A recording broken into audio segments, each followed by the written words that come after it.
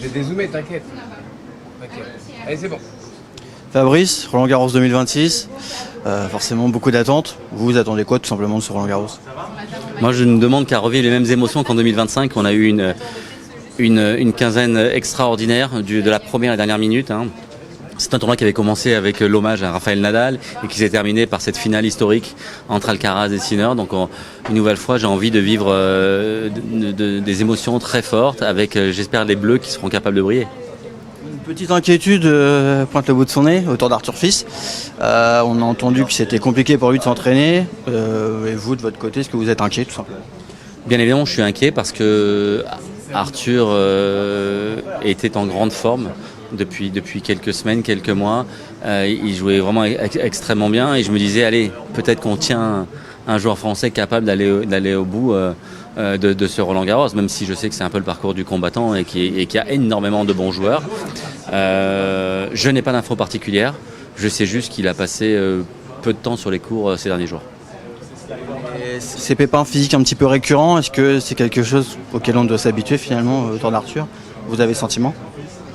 Alors Arthur, en tant que joueur de tennis, si on prend ses qualités physiques, mentales, son service, coup droit, revers, retour, il coche toutes les cases. Il coche toutes les cases pour à un moment donné, selon moi, être en mesure peut-être d'aller gagner un tournoi du Grand Chelem. En revanche, il y a cette fragilité physique qui l'enquiquine depuis plusieurs saisons maintenant et qui l'amène à quitter le terrain parfois lorsqu'il est blessé.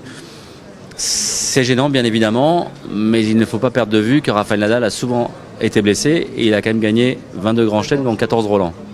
Alors, sujet un petit peu plus touchy, la fronde des plus grands joueurs depuis quelques semaines, débat autour du prize money, notamment de Roland Garros. Vous, j'ai envie de vous demander où vous vous situez, est-ce que vous comprenez cette fronde ou est-ce qu'au contraire ça vous semble un peu curieux? Je pense que le timing n'est pas très bon de la part des joueurs.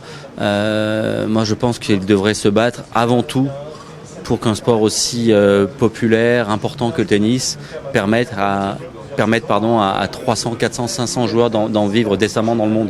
Ce qui n'est pas du tout le cas aujourd'hui. Après, je crois que les meilleurs joueurs mondiaux aujourd'hui gagnent très bien leur vie. Ils souhaitent la gagner mieux. Les tournois du Grand Chelem, à ma connaissance, dont Roland Garros, augmente le prize money chaque année depuis plusieurs années et c'est ce qui est prévu encore les prochaines saisons. Voilà, j'espère que ce sujet ne viendra pas un petit peu polluer le Roland Garros. Et est-ce que ça peut tout simplement abîmer l'image du tennis auprès du grand public? Non, je ne pense pas. Après, ça dépend un peu de la gestion de ce sujet. On va voir un petit peu ce qui se passe aujourd'hui durant le Media Day où ils ont dit qu'ils aborderaient le sujet. Encore une fois, le tennis est un sport extrêmement populaire. Les meilleurs gagnent extrêmement bien leur vie.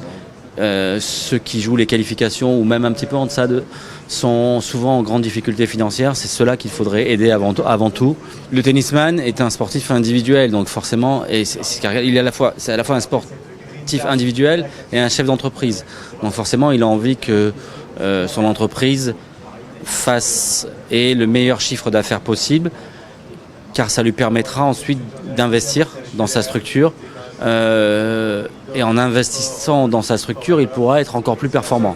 Voilà un peu le fonctionnement du joueur de tennis. Ce qui a des années-lumière du basketteur, qui est salarié, du footballeur, qui est salarié aussi, qui a un entraîneur, un directeur sportif, un président, un actionnaire. Et qu'en fait le joueur de tennis, par rapport au footballeur, c'est une pyramide inversée. Le tennisman est chef d'entreprise, il est tout en haut de la pyramide.